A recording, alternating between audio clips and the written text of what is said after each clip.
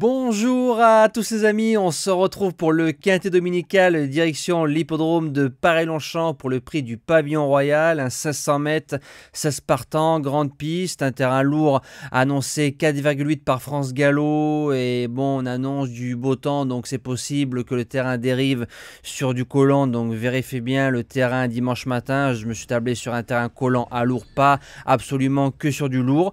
En Réunion 1 course 3 départ 15h15. On va retrouver les très bons résultats de la journée de jeudi. Donc on commence dans le quintet avec un tiercé en 4.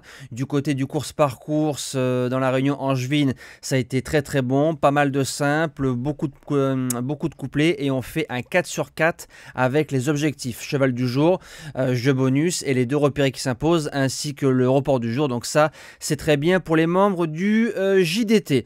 Donc c'est parti en base gagnante. Le numéro 6, l'Ef.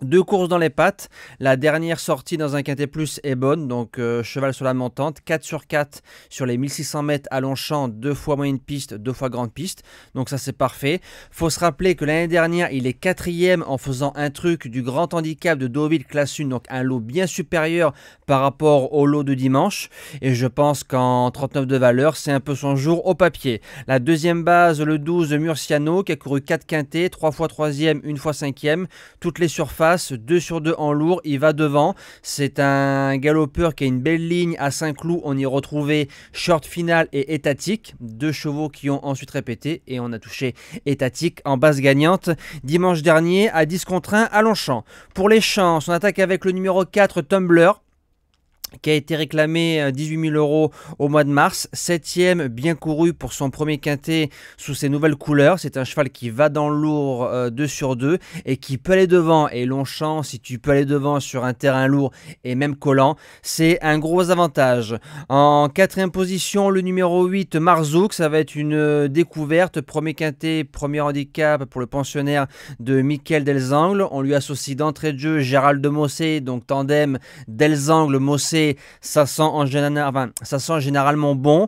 J'ai regardé un peu ses courses, il fait toutes les surfaces, gazon, bon souple à très souple, et à 3 ans il battait un certain Woodstock City qui a été lauréat de Quintet Plus quelques mois plus tard.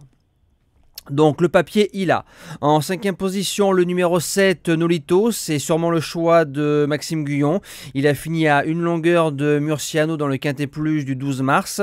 Une sortie à Longchamp, une victoire. Course à réclamer, mais l'aptitude à la piste j'aime beaucoup. 2 sur 2 en lourd, par contre c'est vrai que c'est plus un cheval de 1400.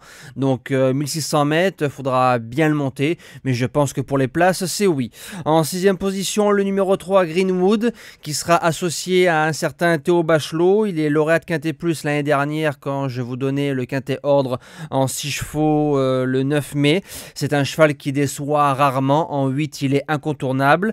Septième position, mon coup du fou, le 14 Pandia Selene, 6e d'un Quintet Plus PSF en fin de saison l'année dernière, bonne ligne, 2 sur 2 en lourd, une course de rentrée en 36, je garde. Et je termine avec le numéro 15 Lingoto qui a été supplémenté, 5e d'un Quintet Plus en terrain collant du côté de Compiègne, pareil, bonne ligne, cheval attentiste, donc Longchamp je suis pas trop fan, mais comme il aura son terrain, ça peut un peu compenser vis-à-vis de sa monte. Voilà, donc c'est plus un cheval qu'on met plutôt à l'arrière-garde et qu'on vient finir. Donc c'est plus un 5e, voire 4e possible dans cette épreuve. Moi, je vous dis à demain pour le quintet en ligne droite du côté de Chantilly. Passez un bon dimanche et merci à tous.